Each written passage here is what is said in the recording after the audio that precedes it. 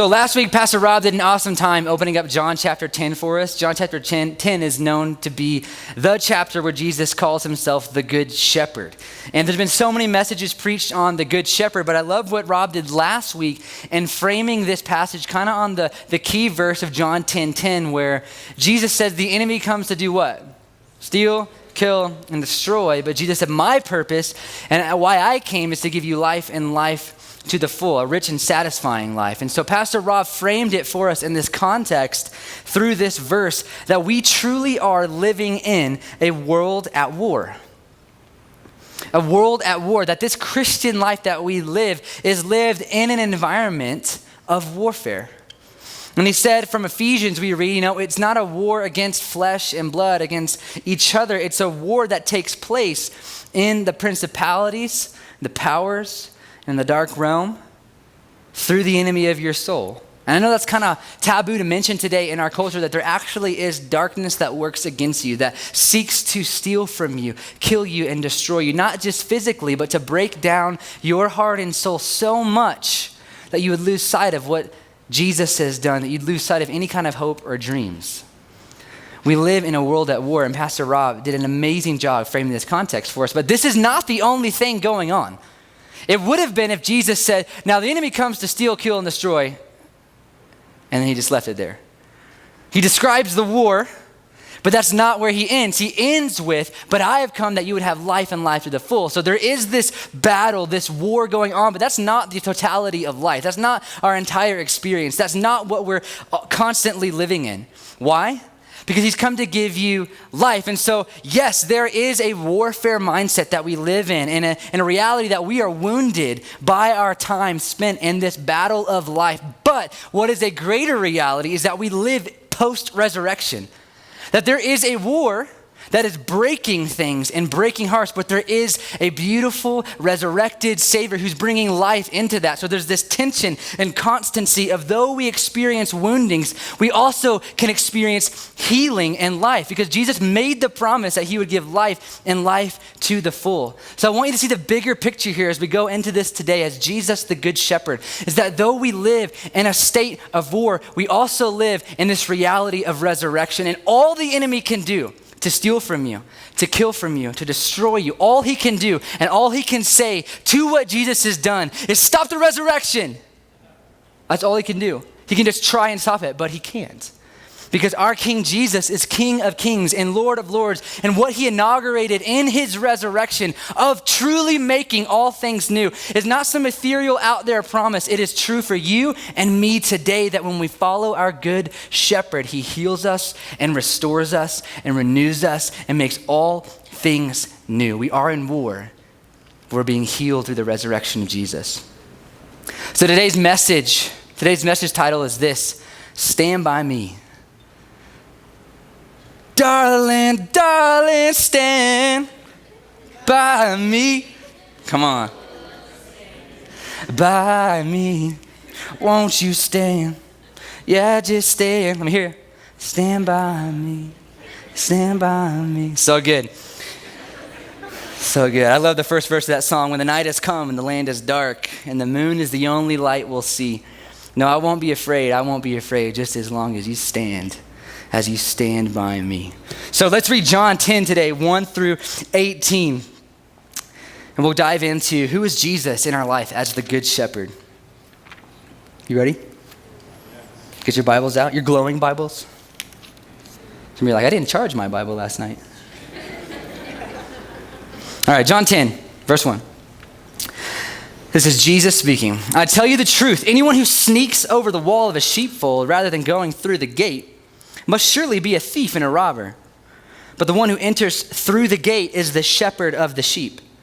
The gatekeeper opens the gate for him, and the sheep recognize his voice and come to him. He calls his own sheep by name and leads them out. After he has gathered his own flock, he walks ahead of them, and they follow him because they know his voice. They won't follow a stranger. They will run from him because they don't know his voice. Those who heard Jesus use this illustration didn't understand what he meant, so he explained it to them. I tell you the truth, I am the gate for the sheep. All who came before me were thieves and robbers, but the true sheep did not listen to them. Yes, I am the gate. Those who come in through me will be saved. They will come and go freely and find good pastures. The thief's purpose is to steal, kill, and destroy. My purpose is to give them a rich and satisfying life. I am the good shepherd. The good shepherd sacrifices his life for the sheep. A hired hand will run when he sees a wolf coming. He will abandon the sheep because they don't belong to him and he isn't their shepherd. And so the wolf attacks them and scatters the flock. The hired hand runs away because he's working only for the money and doesn't really care about the sheep. I am the good shepherd. I know my own sheep and they know me, just as my Father knows me and I know the Father. So I sacrifice my life for the sheep. I have other sheep too that are not in this sheepfold. I must bring them also. They will listen to my voice, and there will be one flock with one shepherd. The Father loves me because I sacrificed my life so I may take it back again. No one can take my life from me. I sacrificed it voluntarily. For I have the authority to lay it down when I want to and also to take it up again. For this is what the Father has commanded. And we'll read through 21. When he said these things, the people were again divided in their opinions about him. Some said, he's a demon-possessed man. He's out of his mind. Why listen to a man like that? Others said, that doesn't sound like a man possessed by a demon. Can a demon open the eyes of the blind?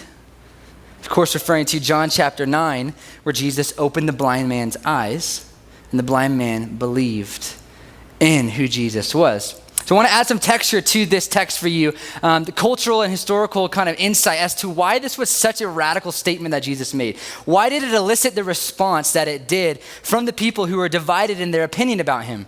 I mean, it sounds like such a non-threatening statement, right? I am the good shepherd, and I lead my sheep. You picture him like on this beautiful green, gently sloping hill, and it's so kind and so nice. He's the shepherd who leads the sheep. And yet the people are like, he's demon possessed. How can he say that? How could you trust a man who said, whoa, why so abrupt when he said he's the good shepherd? Where did you get this demonic possession idea? Well, here's the deal. This is a radical historical statement that Jesus is making.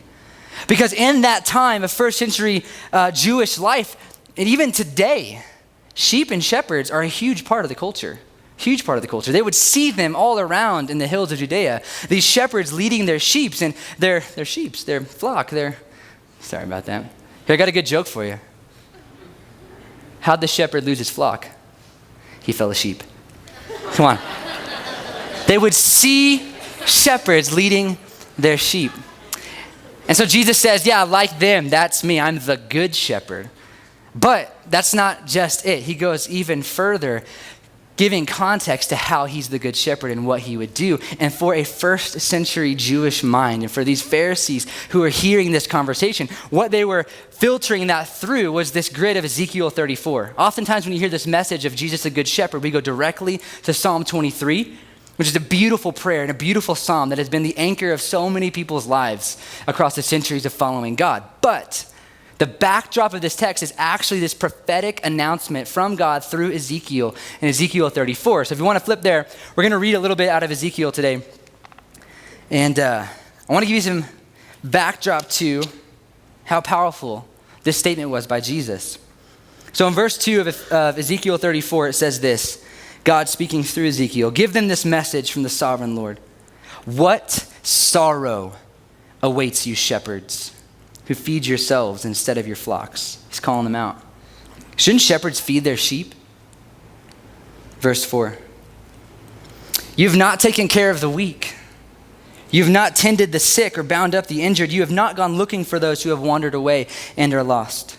Instead, you have ruled them with harshness and cruelty.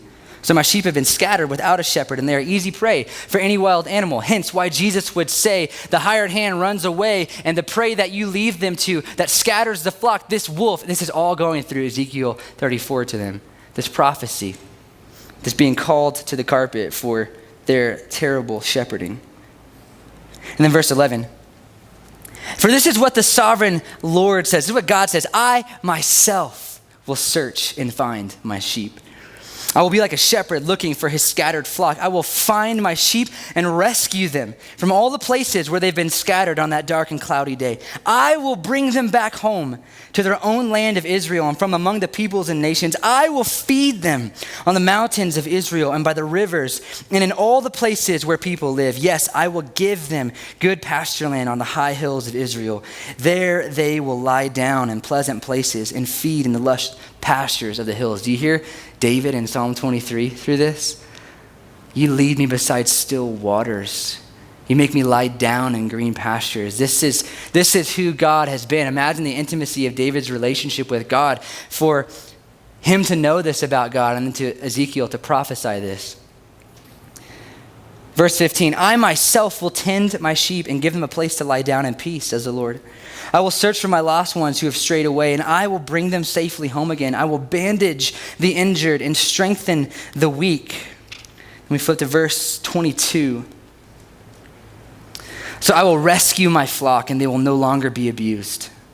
I will judge between one animal of the flock and another, and I will set over them one shepherd, my servant David. It's a messianic promise of Jesus being a part of the Davidic line, that he would be the one shepherd of his flock. And he will feed them and be a shepherd to them.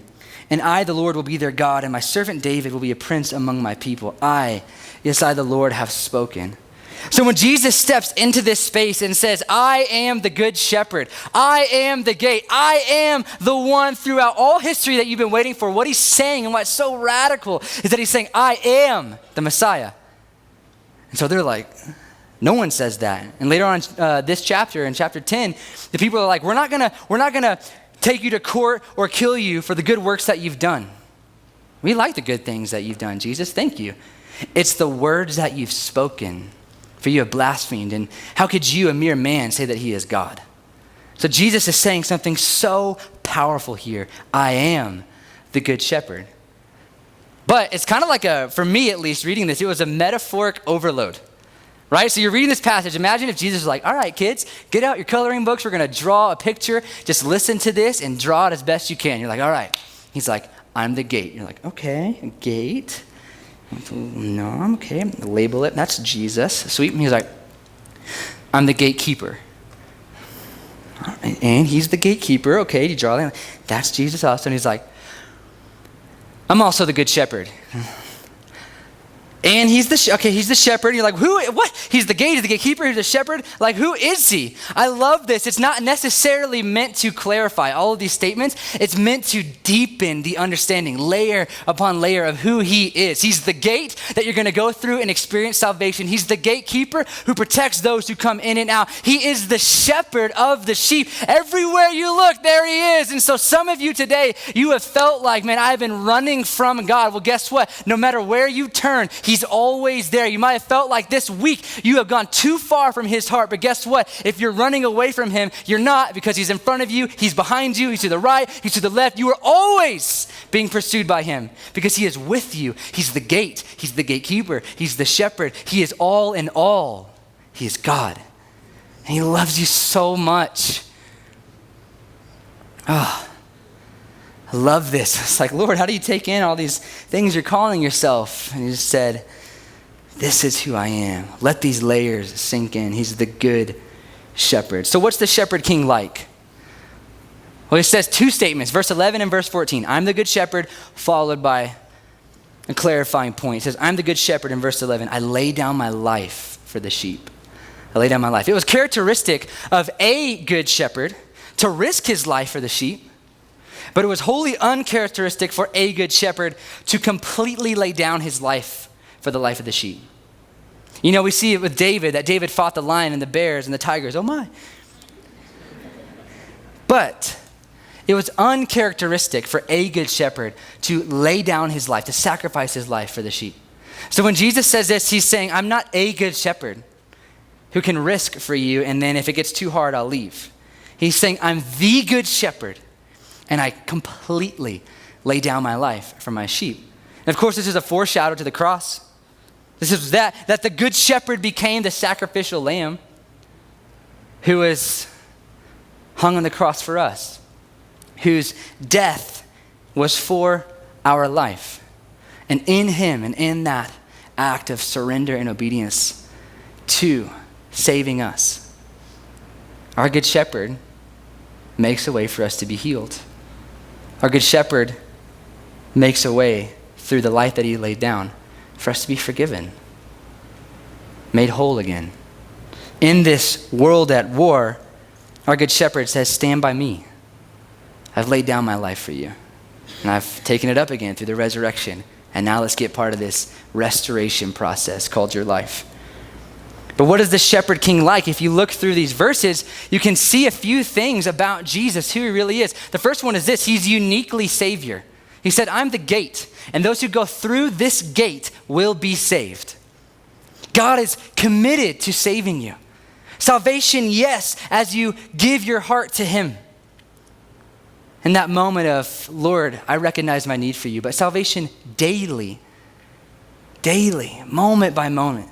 He is uniquely Savior in your life, saving you from the woundings of this life, saving you from shame, saving you from despair, saving you from the cycles of addiction and self-pity and disillusionment that you've gotten lost in. He's uniquely Savior to you and to me. He's authentically trustworthy. He's present, vocal, and clear and true. It says this, that he goes into the sheepfold, calls his sheep by name, and leads them out. So he's present, not passive. He's there, not far away. He's here with us, and he speaks your name. When was the last time you heard Jesus speak intimately your name? To call you out and say, hey, I see you. I know you. I'm the good shepherd. I know he speaks your name. And so families back in that time would put their flocks together in one sheep pen, oftentimes to save space or money or whatever. Put them in one sheep pen. And so there'd be multiple flocks. And so the shepherd would have to go in and get his flock, but they didn't have like organized rows or anything like that. He would go in and call the sheep's name. Literally, they named the sheep, they still do today, and they would call the name. We think sheep are dumb. My English teacher in college said, I don't want to follow God because God calls us sheep and he says that sheep are dumb, and I'm not going to follow a God who calls me dumb. Yes, sheep aren't like terribly smart. They're just below cows and right above pigs. But the point isn't that they're not that they're dumb. See, in this passage, we see that these sheep know his voice.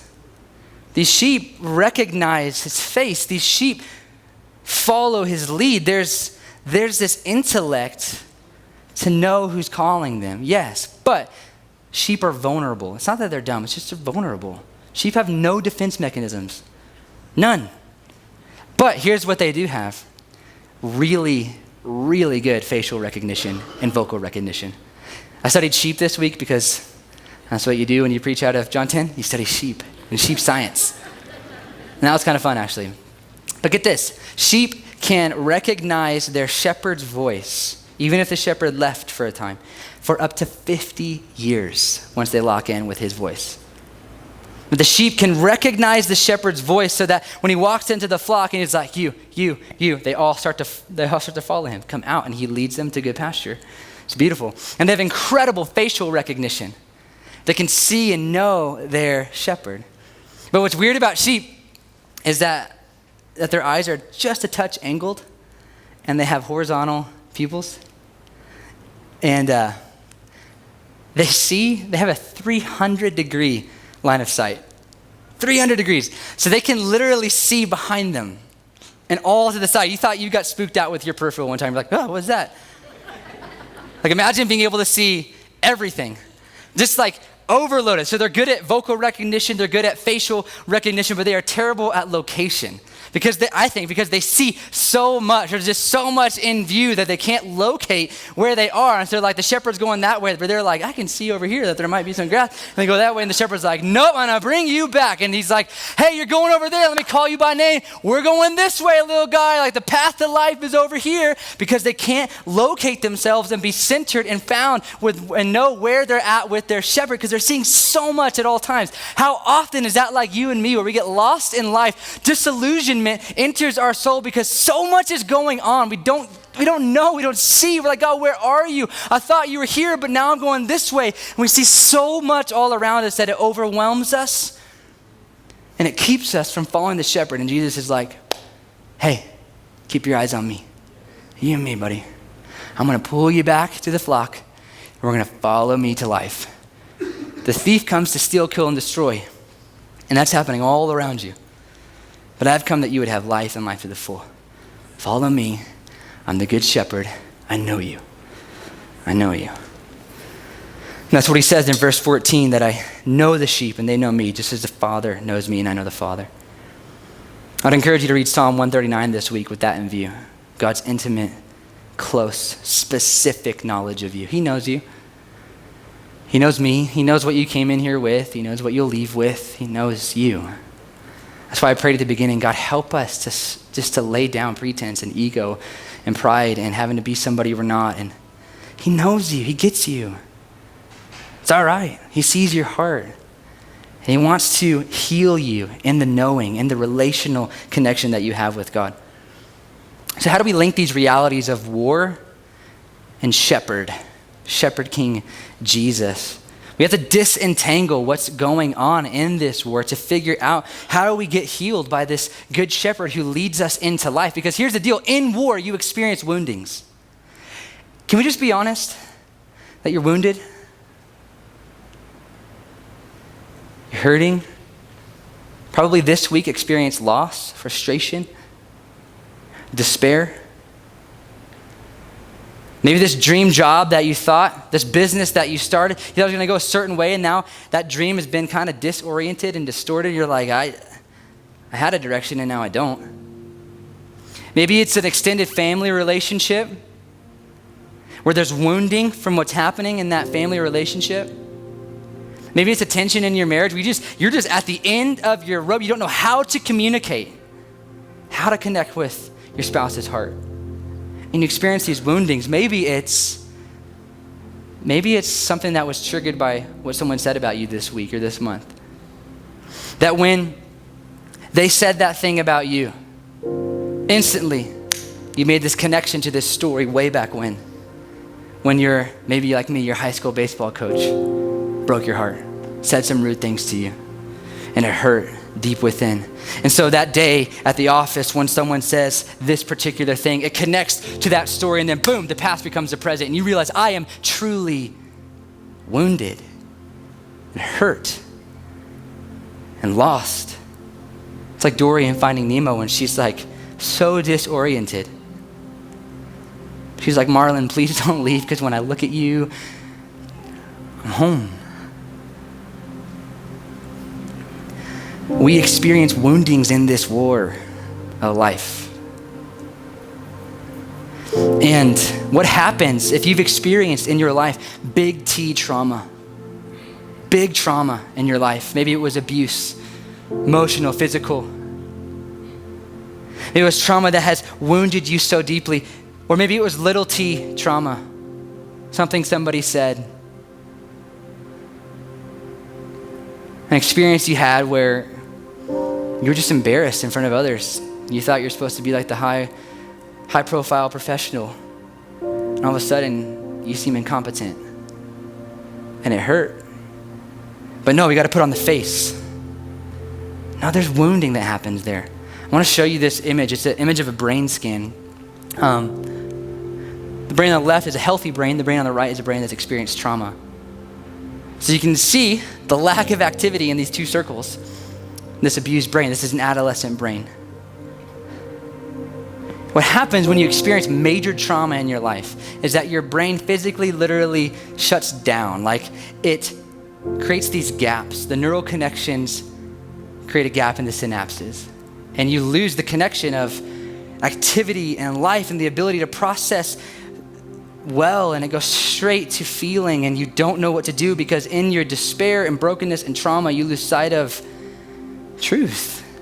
And that's not just spiritual, and you're not just supposed to, hey, get it all together and be tough skin and let that thing, roll off your back. It might have hurt you, but it's not that big a deal. Guess what? Resurrection life, right? And no, it actually wounded you, a major trauma that you've experienced in your life.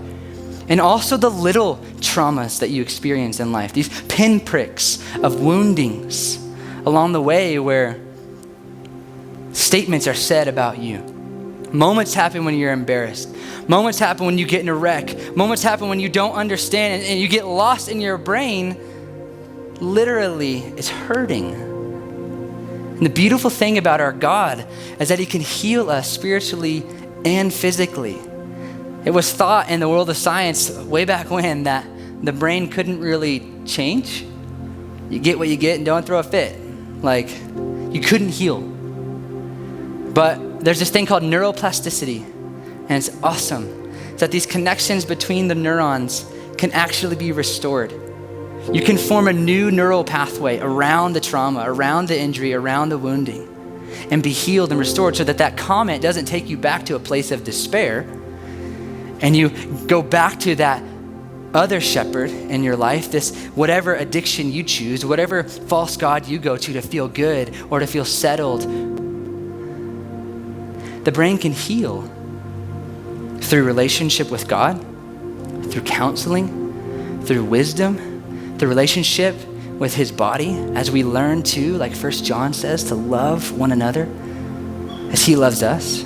Your brain can form a new neural pathway so that when that comment comes, it doesn't go straight to despair. It goes straight back to, okay, let's think about the truth now. The truth is this: I follow the Good Shepherd. And though all this is going around me, I'm gonna again and again and again form this pathway and see my mind be transformed, see my mind be renewed. What Paul prayed in Romans 12 is a spiritual and a physical reality that we can be healed. You can be healed. But it takes a knowing and a surrender to say, I'm actually hurt. And I actually need the Good Shepherd, because we all, like sheep, have gone astray. So the big idea again is this. In a world at war, the Good Shepherd says, stand by me. Stand by me. He calls you out by name. Darling, darling, stand by me. C.S. Lewis said, some mortals say of some temporal suffering, no future bliss can make up for this. Not knowing that heaven, once attained, will work backwards and turn even agony into glory. This is what our Good Shepherd does in this world at war. He works backwards and takes the woundings and takes the past and takes the present and is healing you and leading you to life. That is our Jesus. So here's 3 questions that I want to leave you with. I don't want to give you something to do this week. Go to the shepherd and talk with him.